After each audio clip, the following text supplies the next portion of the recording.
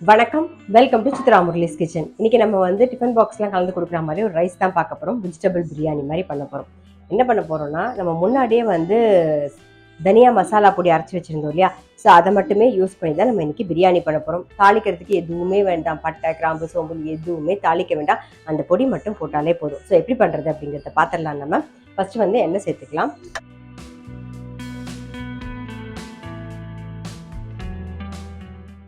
எண்ணெய் காயட்டும். அதுக்குள்ளே என்னென்ன வேணுங்கிறத பார்த்துடலாம். நம்ம இங்கே உருளைக்கிழங்கு, அப்புறம் பீன்ஸு, கேரட் கட் பண்ணி வச்சுருக்கேன். ஒரே ஒரு தக்காளி, நல்ல பெரிய சைஸில் 2 வெங்காயம், ஒரு பச்சை மிளகா, கொஞ்சம் கொத்தமல்லி, புதினா கொஞ்சம், இஞ்சி பூண்டு விழுது கொஞ்சம், அப்புறம் 1 கப் அரிசி வந்து ஊற வச்சு ரெடியாக வச்சுருக்கேன்.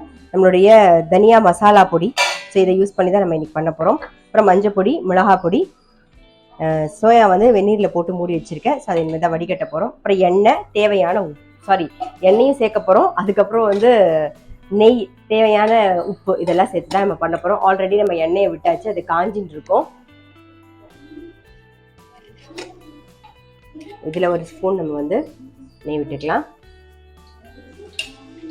இப்போ எண்ணெய் நல்லா காஞ்சிடுத்து. நம்ம வந்து பச்சை மிளகாயும் வெங்காயமும் சேர்த்துடலாம்.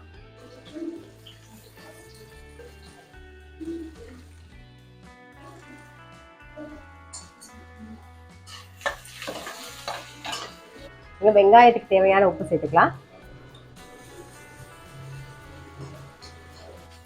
வெங்காயம் வந்து கண்ணாடி மாதிரி வதங்கிட்டு இப்போ தக்காளி சேர்த்துக்கலாம். தக்காளி கூடவே கொஞ்சம் மஞ்சள் பொடியும் சேர்த்துருவோம். நம்ம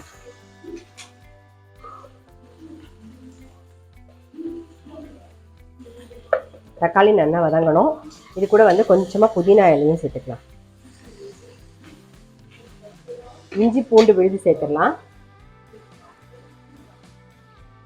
இதெல்லாம் சேர்ந்து நல்லா வதங்கட்டும். தக்காளி வதங்கிடுத்து, இஞ்சி பூண்டு விழுதும் நல்லா வதங்கிடுது. இப்போ நம்ம ஏற்கனவே பச்சை மிளகா போட்டிருக்கோம். காரத்துக்கு தகுந்த மாதிரி வரமிளகா பொடி மட்டும் சேர்த்துக்கலாம். கொஞ்சமாக வரமிளகா பொடி சேர்க்குறேன். இது கூடவே வந்து நம்ம தனியா மசாலா பொடி நல்லா ஒரு 1 டீஸ்பூனுக்கு சேர்க்குறேன். மசால் வாசனை இதுதான். நல்லா வதங்கிட்டோம் பாருங்க. தனியா மசாலா போட்டு சேர்த்து நல்லா வதங்கிடுது.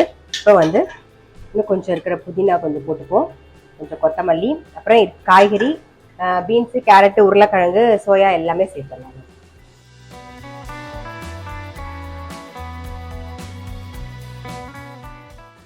ஆல்ரெடி நம்ம வெங்காயம் வதக்கும் போது உப்பு போட்டோம். அதுக்கப்புறம் இன்னும் உப்பே சேர்க்கல. ஸோ அதனால இப்போ உப்பு சேர்த்துக்கலாம். ஸோ தேவையான உப்பு, சாதத்துக்கு என்ன தேவையோ அந்த உப்பு இப்போ சேர்த்துடலாம்.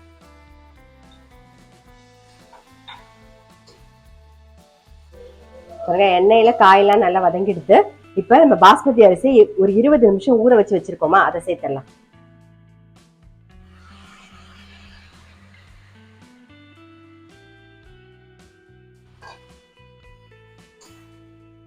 நல்லா மிக்ஸ் பண்ணிடுவோம். இப்போ 1 கப்பு பாஸ்மதி அரிசி எடுத்துட்டோமா, அதுக்கு 2 கப்பு தண்ணி. எந்த கப்பில் எடுத்துக்கிறீங்களோ அதே கப்பில் விட்டா போதும். 2 கப்பு தண்ணி. ஒரே ஒரு கொதி வரட்டும் பாருங்க. இந்த சமயத்துல வந்து உப்பு போதுமா அப்படிங்கறத நீங்க சரி பார்த்துட்டு வேணும்னா உப்பு சேர்த்துக்கலாம். சரி, இப்போ இது ஒரே ஒரு கொதி வரட்டும். இங்க ஒரு கொதி வந்துருக்கு. ஸோ நான் மூடிடுறேன். நல்ல ஒரு மீடியம் ஃப்ளேம்ல அது பாட்டு வெந்துட்டு இருக்கட்டும். வெந்ததுக்கு அப்புறம் பார்க்கலாம். நம்ம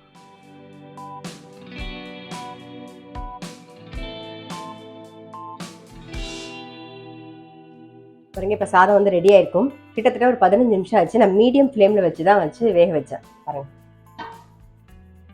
சூப்பராக வந்துருக்கு பாருங்க. அவ்வளோதான். மேலாக கொத்தமல்லி போடுவோம். அப்புறம் எப்பயும் போல் நல்ல ஒரு ஸ்பூன் நெய்.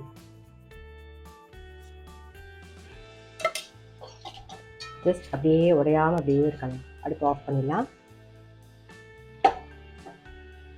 சூப்பராக வந்திருக்கா? அவ்வளோதான், மூடி வச்சிடலாம். அப்படியே மூடி வச்சிருவோம். அவ்வளோதான். ரொம்ப சிம்பிளாக நம்மளுடைய வெஜிடபிள் பிரியாணி ரெடி. இந்த தனியா மசாலா அரைச்சி வச்சுட்டிங்கன்னா நீங்கள் வந்து டக்குன்னு எந்த குருமாலையும் போடலாம், இல்லை சாதாரணமாக ஒரு கிரேவியில் பண்ணாலும் போடலாம், எதில் வேணாலும் போடலாம். சார் நான் எதுலலாம் போடுறேனோ கண்டிப்பாக நான் போடும்போது அந்த தனியா மசாலா யூஸ் பண்ணும்போது உங்களுக்கு கண்டிப்பாக வந்து ஷேர் பண்ணுறேன். நீ தனியா மசாலா பொடி அரைச்சி வச்சுக்கல அப்படின்னா அதோட லிங்க் டிஸ்கிரிப்ஷன் பாக்ஸில் கொடுக்குறேன். போய் பார்த்து அரைச்சி வச்சுக்கோங்க. அரைச்சி வச்சுட்டு டக்குன்னு நீங்கள் பண்ண ஆரம்பிச்சிங்கன்னா எல்லாம் டக்குன்னு முடிஞ்சிடும். எந்த மசாலாவும் தேவையில்லை. அந்த ஒரு பொடியே போதும் வாசனைக்கு. ஸோ கண்டிப்பாக வந்து ட்ரை பண்ணி பாருங்க. நான் அடுத்த வீடியோவில் சந்திக்கிறேன்.